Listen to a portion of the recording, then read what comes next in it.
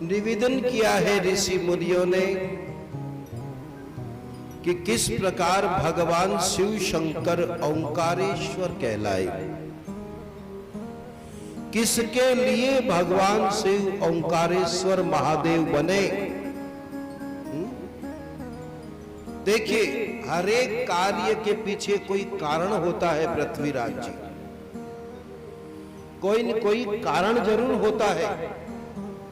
आप लोग यहां पर बैठे हो, कोई कारण तो है। क्या कारण है बता भाई।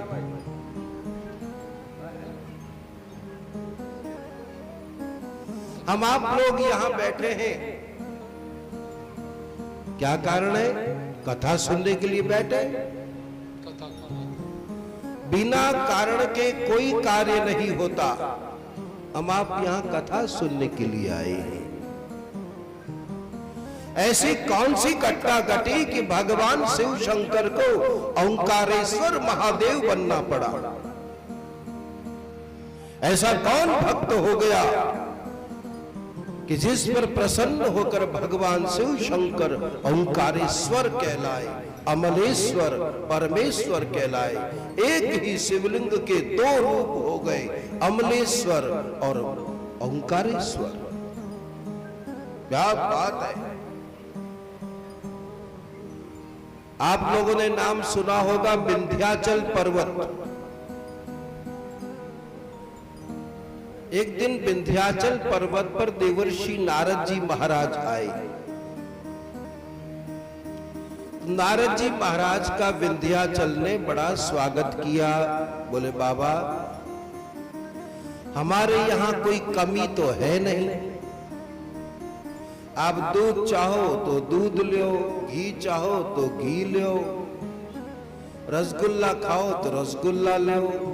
एक पीपा भर के दर दें आपके लिए, है?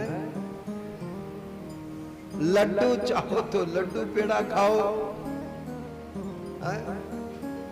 बीकानेर का भुजिया चाहिए तो भुजिया मंगवा दे भाई। आप जो चाहो तो ले। पर हमारे यहाँ क्या कमी है? आप यहाँ क्यों नहीं रहते हो? नारद जी ने कहा, हाँ भाई ठीक है, लेकिन सुमेरु पर्वत जैसा आनंद हमको कहीं नहीं मिलता। अवश्य ही तुम बहुत बड़े हो, लेकिन सुमेरु पर्वत में जो आनंद है वो यहां नहीं है। सुमेरु पर्वत ऐसा कह करके देवर्षि नारद नारायण नारायण कहते कहते चले गए। अब विंध्याचल के मन में आग लग गई, भाई ये सुमेरु पर्वत कौन है? मैं इतना बड़ा, और देवर्षि नारद मेरे को छोड़ करके सुमेरु की प्रशंसा कर रहे हैं।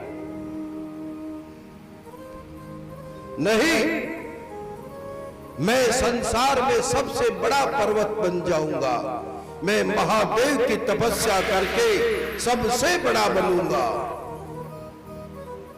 लो साहब, अब तो विंध्याचल पर्वत नर्मदा किनारे ओंकार तीर्थ में आया और वहीं बैठा बैठा महादेव का भजन करने लगा। ओम नमः शिवाय, ओम नमः शिवाय। नर्मदा नदी के किनारे पर्वतराज विंध्याचल महादेव का ये पंचाक्षरी मंत्र जाप कर रहा है, ओम नमः शिवाय।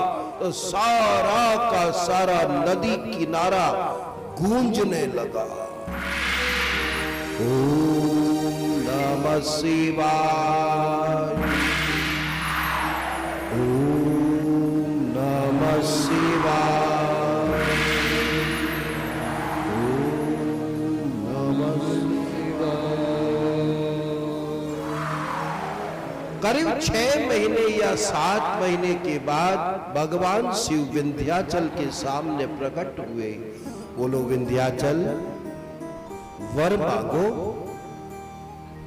वर मांगो विंध्याचल, मैं तुम्हारी भक्ति भावना से बहुत प्रसन्न हूं।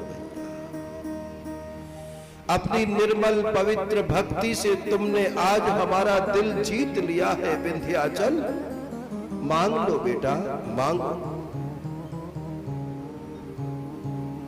ध्यान दीजिए भक्ति की कैसी महिमा है। पहले विंध्याचल के मन में भावना थी कि मैं शिव जी को प्रसन्न करके बहुत बड़ा बन जाऊंगा, लेकिन अब महादेव जी का दर्शन करके उसके मन में बदले की भावना समाप्त हो गई। उसका मन निर्मल हो गया। महादेव का निर्मल दर्शन करके तन मन सब पवित्र हो गया। अब वो बोलने लगा, हे महादेव, आपकी जो इच्छा हो आप मुझे प्रदान करें। मुझे कुछ नहीं चाहिए भोलेनाथ, बस मैं आपका भजन करता रहूं। अच्छा ठीक है, मैं तुझे निर्मल बुद्धि प्रदान करता हूं विंध्याचल, मैं तुझे निर्मल बुद्धि देता हूं, तुम्हारी जो इच्छा हो करो। और तुम्हारी कोई इच्छा हो तो मांगो बेटा।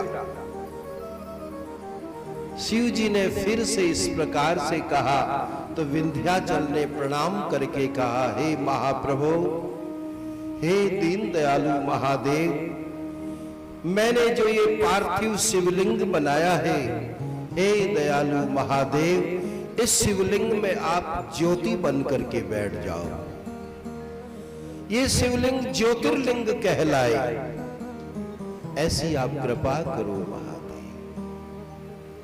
ठीक है। परम दयालु महादेव देखते ही देखते उस पार्थिव शिवलिंग में लीन हो गए।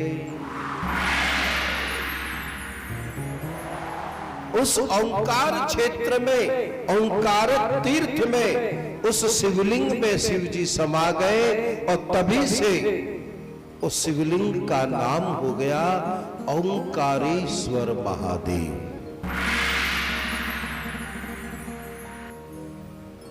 शिवलिंग के दो रूप हो गए। एक शिवलिंग ओंकारेश्वर कहलाया और दूसरा शिवलिंग नदी के उस किनारे जा बैठा और उसका नाम हो गया परमेश्वर महादेव। ओंकारेश्वर महादेव, इधर परमेश्वर अमलेश्वर महादेव।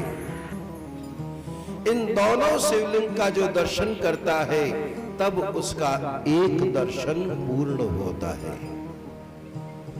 जब भी आप ओंकारेश्वर जाओ तो नदी के उस किनारे पर अमलेश्वर महादेव है और पुल पार करके आगे जाओ तो ऊंचे स्थान पर ओंकारेश्वर महादेव। ये दोनों ही शिवलिंग, ये दोनों ज्योतिर्लिंग विंध्याचल पर प्रसन्न होकर महादेव ने कृपा करी और तभी से वो शिवलिंग ओंकारेश्वर कहलाया। बोलो ओंकारेश्वर महादेव।